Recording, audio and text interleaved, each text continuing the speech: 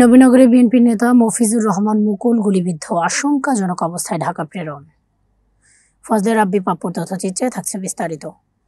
ব্রাহ্মণবাড়িয়া নবীনগরে উপজেলা যুবদলের সাবেক আহ্বায়ক ও বিএনপি নেতা মফিজুর রহমান মুকুল দুর্বৃত্তদের গুলিতে গুরুতর আহত হয়েছে। শুক্রবার 24 অক্টোবর রাত 8টার দিকে নবীনগর পৌর সদরের পদ্মপাড়া এলাকায় তার বাড়ির সামনে এই ঘটনা ঘটে। স্থানীয় সূত্রে জানা যায়, উপজেলার বিটঘর ও শিবপুর ইউনিয়নে দলীয় কর্মসূচি শেষে রাতে নিজ বাড়িতে ফিরছিলেন মফিজুর রহমান মুকুল। বাড়ির গেটের সামনে পৌঁছালে পেছন থেকে দুর্বৃত্তরা টার্গেট করে 3টি গুলি ছোড়ে। পরে তারা দ্রুত স্থান ত্যাগ করে। গুলিবিদ্ধ অবস্থায় তাকে নবীনগর উপজেলা স্বাস্থ্য কমপ্লেক্সে নেওয়া হলে কর্তব্যরত চিকিৎসক অবস্থায় আশঙ্কাজনক দেখে তাকে ঢাকায় পাঠানোর নির্দেশ দেন। নবীনগর উপজেলা স্বাস্থ্য কর্মকর্তা ডাক্তার হাবিবুর রহমান বলেন, মফিজুর রহমান মুকুলের শরীরের পেছনে 3টি গুলি লেগেছে, পিঠের মাঝ বরাবর 2টি এবং নিচের অংশে 1টি। তার অবস্থা অত্যন্ত আশঙ্কাজনক।